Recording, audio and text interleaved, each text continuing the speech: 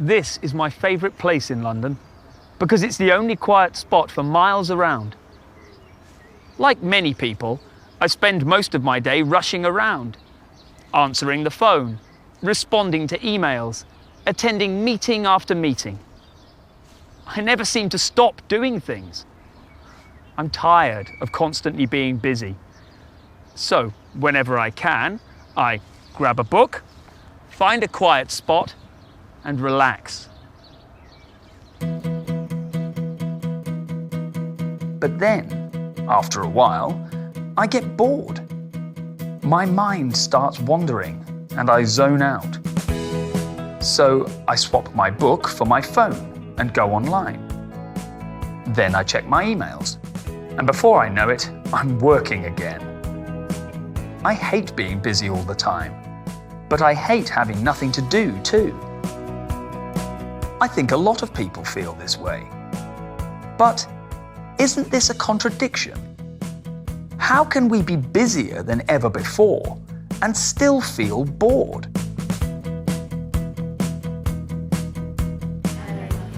The first answer is that while we may all feel a lot busier, statistics show that we actually work a lot less than we used to. In Germany, for example, people work 41% fewer hours than they did in 1950. In the Netherlands, people work 40% fewer hours. In the UK, people work 24.6% fewer hours. And even in the USA, where working hours are generally longer than in Europe, the average employee spends 10% less time working than they did 65 years ago. So why do we feel busier? One reason might be that the boundaries between our home life and our work life are blurred. In 1950, most people worked in workplaces. So when they were at work, they worked. And when they were at home, they didn't. Today, many of us end up working at home in the evenings, even when we've spent a full day in the office. And that's if we work in an office at all. Technology means that more and more of us can work from home. So when we're at work, we're at home. And when we're at home, we're at work. Although we're working less, we never really switch off. So we feel busy all the time.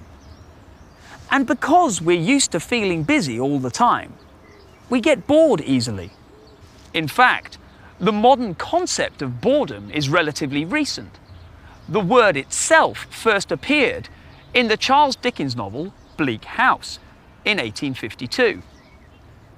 Over the last 165 years, it has become a popular way to describe tedious situations and activities, perhaps because tedious activities have become increasingly common.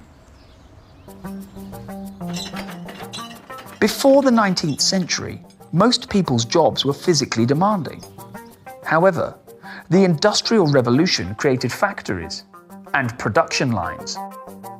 These production line jobs were usually very, very repetitive, and as a result, boring. As the world industrialized throughout the 20th century, they became much more common. And by 1950, a lot of people were doing jobs that required little more than simple, repetitive actions. As a result, boredom became a very common problem. But then, towards the end of the 20th century, the internet arrived. Many people still had boring jobs. They had just swapped the conveyor belt for a computer.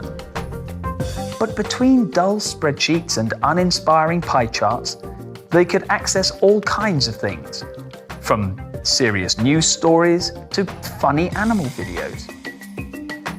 Today, thanks to faster internet speeds and mobile technology, we now have access to instant entertainment wherever we are. But does this mean the end of boredom? Well, no.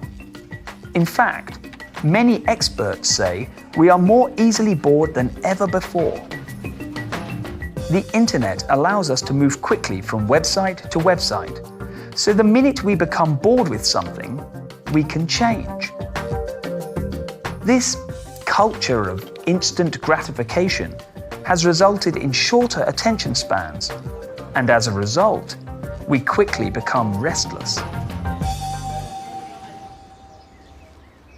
Today, most of us work fewer hours and have more fun things to occupy our time. Yet, feelings of both busyness and boredom still persist. But what can we do? It might seem like a contradiction, but these feelings may have a common root cause. We simply do too many things too often. Perhaps we need to forget about doing lots of things at once and focus on one thing, like a book.